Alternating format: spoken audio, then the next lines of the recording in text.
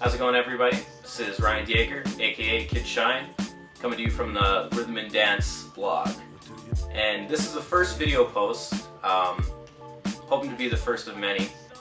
And since the blog talks about, since I'm covering music and gear, and as I mentioned, I'd be covering life with the Rhythm+Dance blog. I guess you could consider this the first life post for Rhythm+Dance. So most of the video posts I'm going to try and just do one take. I don't want to make these videos feel scripted, or I want them to be very organic.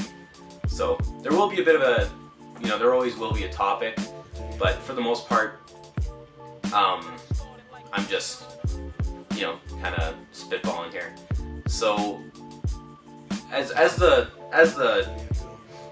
post suggests, or as the title suggests, inspiration is inefficient. And this was something I recently discovered. I've been DJing for about 4 years now, and recently got into a little bit more, and wanted to get more into production stuff too.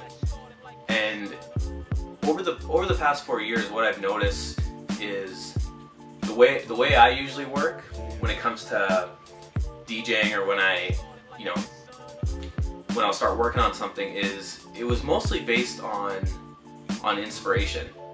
And what I mean is, I might just be sitting at home, looking at something on the computer, and all of a sudden I would just kind of, get the urge to start DJing. And it was sweet in that in those moments, I could usually stay up all night and get a lot done. And yeah, it definitely works, but where I say that it's inefficient is that it's not reliable.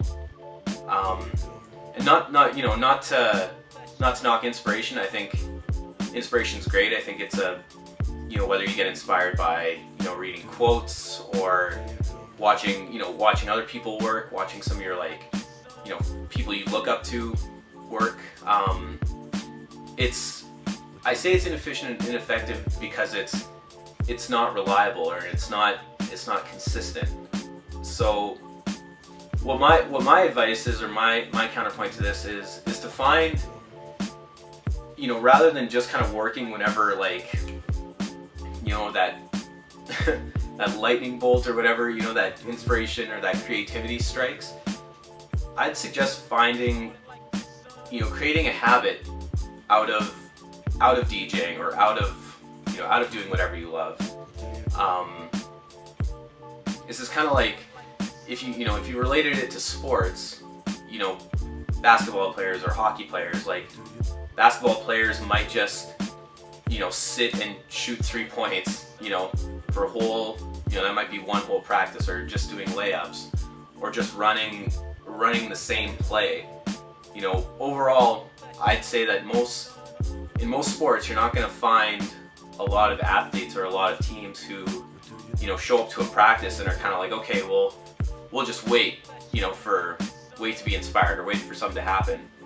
There's usually a plan, and there's usually, in having that plan, when it comes time to practice, those athletes know what they have to do, or what needs to get done, to practice. So personally, something that I've started doing, and feel free to take this or find your own way of doing it. I recently started working with acapellas and instrumentals. So I would take a single acapella, and I'd just start trying different instrumentals with it, and I just keep working my way through different instrumentals, and I'd make a list of all those mashups that work well together, and then the ones that didn't work well together, obviously I didn't keep track of.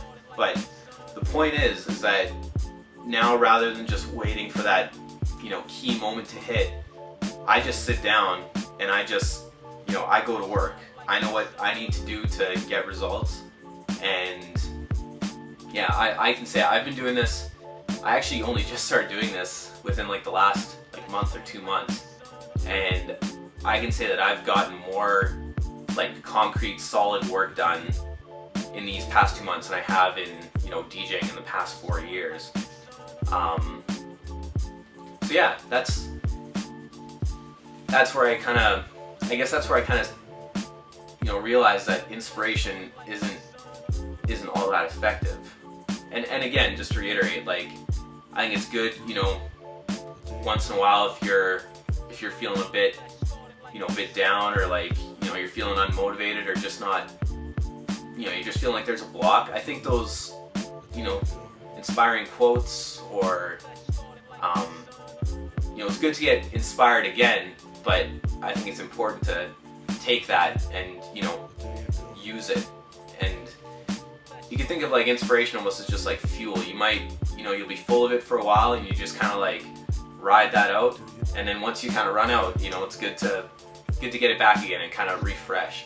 But, you know, don't make that your you know, 100% game plan, because ultimately it's just too, you know, too unreliable. So that's the first life post from Rhythm and Dance. I hope you guys like it. Feel free to leave comments. And just to reiterate, like, I'm not saying my way is the, you know, it's my way or the highway, but these are just, I just want to share my thoughts, and I'm definitely open to hear your guys' thoughts as well on this. What works for you for your workflow? What do you find helps you, you know, kind of get past creative blocks? These are the kind of things I want to talk about when it comes to like the life section of Rhythm and Dance. So hope you guys liked it, and stay tuned till next time. Peace.